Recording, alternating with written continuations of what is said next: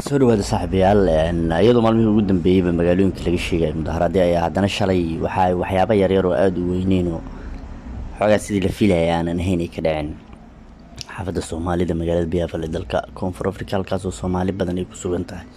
walow Soomaalida inta badan subaxiiba aysan ganacsiga furin oo la filayay dadkan inay soo bixi doonaan, ayaa haddana markii ay soo baxeen waxay tabar ay hayeen markii isku geeyeen wax la arkay inay iska yihiin dad iska tareer waxba aanan goyn. boolisna agaaraha ka socdo kuwaasoo loo badiyay inay ahaayeen kuwo basas lagu soo qaado lagu keenay si ay u mudaharaadaan, walow dadka caadiga oo kibtooniyiinta ah aysan waxba kale warqabin oo aysanba ka qayb qaadanba sida la tilmaamayo. booliska ayaa inta badan halihii ay rabeen u sameeyey xoogaa yaroo daqiiqada ay meelaha socdeen police station hortiisa ay ku mudaharaadeen, kadibna waa kala tageen. lagaba yaabaaba in basaskii ay ku yimaadeen lagu celiyey, balse xaaladdu Biafra ayaa saacadihii ugu horreeyay subaxii sidaa noqotay.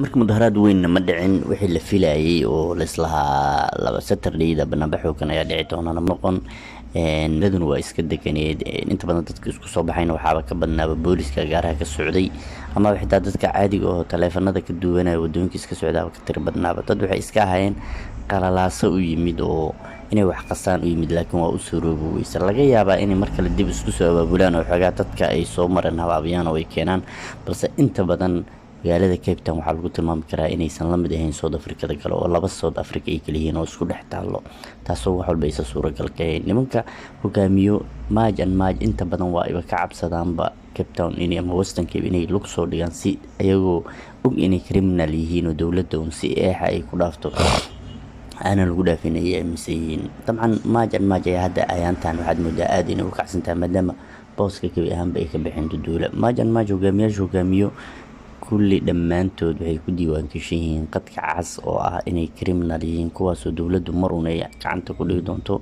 sidii kooxihii duduula oo ayaga hadda kala furfurto qaarkood xabsi la geliyay. dabcan haweeneydii hogaami jirtay dhaqdhaqaaqii duduula ayaa xisbi siyaasadeed Action SA leeyahay ku biirtay, taasoo ka dhigan in duduula kibi ahaanba micnaha la kala furfuray oo ay kala tageen oo meesha waxba isu ku hayn.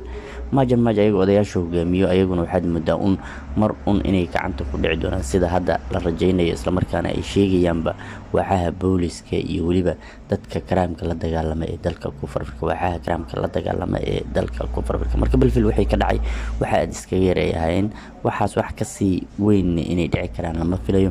booliskuna ammaanka ay aad u sugeen, Soomaaliduna way foojigneed shalay oo wax badan ma aysan ka bixin, isla markaana waxyaabo kale oo hadda saas u sii daran mislan jawigan inta badan saacadihii dambe waa uu iska degnaa, saacada kadib jawiga waa uu iska degnaa. marka la arki doona waxa ay ku dambaysaa arrintaani, laakiin inta badan hadda maajan lagama shaki qaba in gobolka Western Cape ee South Africa ay wax saas u badan ka sameeyaan.